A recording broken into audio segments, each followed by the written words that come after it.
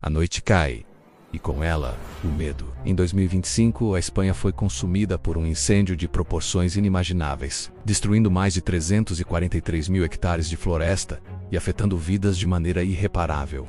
Mas o que aconteceu ali? Como algo tão devastador pôde tomar tamanha força? O fogo não se espalhou de maneira comum. Ele avançou implacável, sem dar chance para que as pessoas reagissem. O calor era tão intenso que parecia ter vida própria, desafiando qualquer controle. Imagens de chamas gigantes engolindo tudo ao redor e uma fumaça que cobrava o céu nos mostram a magnitude do desastre. Cada segundo era uma batalha entre a vida e as chamas, e os heróis, os bombeiros, estavam ali lutando contra o impossível. Mas será que este incêndio é apenas mais um acidente ou há algo mais profundo por trás disso? Algo que talvez muitos não estejam percebendo. Se você não quer perder nada e continuar recebendo histórias de mistérios, clique no BT ou inscrever-se abaixo e junte-se a nós nesta jornada. Fique por dentro dos segredos que revelamos e das verdades que nem todos ousam contar. Imagine a cena.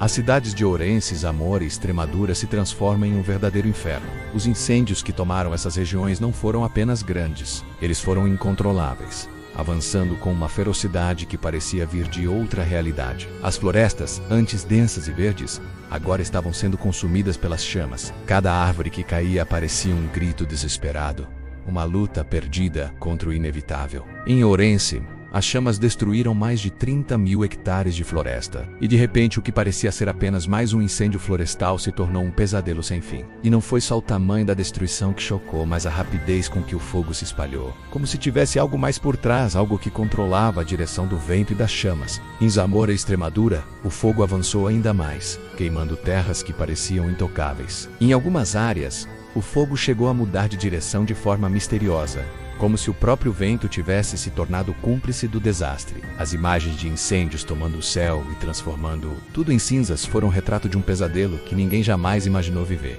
Você pode se perguntar, como isso foi possível? O que causou uma catástrofe dessa magnitude? Mas lembre-se, nem tudo é o que parece. À medida que os incêndios se espalhavam, algo ainda mais perturbador começou a acontecer. O fogo, que antes seguia padrões previsíveis, agora parecia ter uma vontade própria. Cientistas começaram a falar sobre um fenômeno desconhecido. O fogo de sexta geração, um tipo de incêndio que não se comportava como qualquer outro já visto antes. Esse fogo não apenas se alastrava, ele se alimentava das condições mais extremas. Os ventos fortes, a alta temperatura e a seca implacável criaram um ambiente perfeito para ele ganhar força. As chamas não só avançavam com rapidez, mas também criavam tempestades de fogo, fenômenos chamados de pirocúmulos, que se elevavam até 14 mil metros no céu, como se o próprio ar estivesse incendiado. O mais assustador é que os bombeiros e equipes de resgate não estavam preparados para lidar com um incêndio desse tipo. As ferramentas e estratégias que funcionavam para incêndios comuns não eram mais eficazes contra esse novo inimigo. Era como se o fogo tivesse se tornado mais inteligente, mais agressivo, mais descontrolado.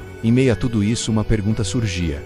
Estamos realmente preparados para enfrentar as forças da natureza quando elas começam a agir contra nós? E a resposta talvez seja mais sombria do que imaginamos. Enquanto o fogo devastava as florestas, outra tragédia acontecia, dessa vez no cenário político. A resposta das autoridades foi lenta e desorganizada. O governo, pressionado pela população, não conseguiu agir de forma eficaz para conter o desastre. Era como se o caos da natureza fosse refletido na própria administração pública. Nas ruas, o desespero tomou conta. Moradores, que viram suas casas e cidades sendo consumidas pelas chamas, saíram em protesto, exigindo uma resposta imediata. Mas ao invés de união e ação coordenada, o que se via eram líderes políticos se acusando uns aos outros, trocando culpados, enquanto o povo sofria. A falta de planejamento e a negligência na preparação para algo dessa magnitude deixaram claro: as promessas feitas antes do desastre eram vazias. A tragédia foi um espelho das falhas do sistema, da desconexão entre o governo e a população.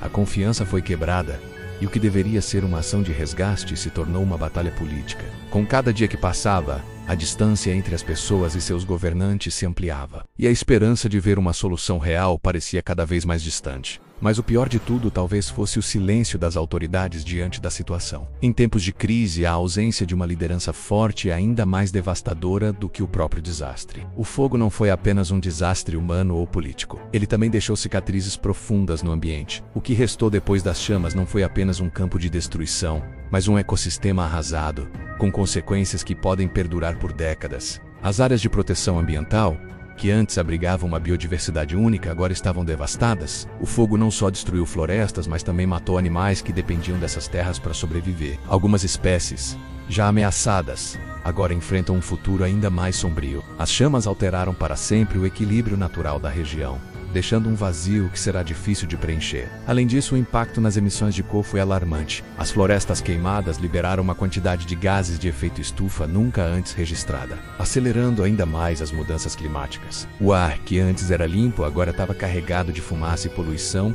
afetando a saúde da população em um raio imenso. O pior é que essa tragédia é apenas um reflexo do que está por vir. O aumento da frequência e intensidade de incêndios como esse mostra que estamos lidando com um problema que não pode mais ser ignorado. O fogo não só destruiu a natureza ao seu redor, mas também acendeu um alerta que não podemos mais desconsiderar. Agora chegamos à parte mais sombria dessa história. O incêndio na Espanha não foi apenas o resultado de uma coincidência de fatores naturais. Ele é o reflexo de escolhas feitas ao longo dos anos, de um sistema que negligencia o cuidado com a terra e com as pessoas. O que vimos foi o resultado de um ciclo vicioso, abandono rural, falhas no planejamento e uma natureza que, cansada de ser ignorada, reagiu com uma força devastadora. Áreas de cultivo e florestas, uma vez negligenciadas, tornaram-se terrenos propensos a incêndios. As políticas de prevenção estavam desatualizadas e muitas vezes ineficazes. A falta de fiscalização e o crescimento desordenado contribuíram diretamente para o agravamento do problema. E, em meio a tudo isso, o governo, incapaz de agir de maneira eficiente,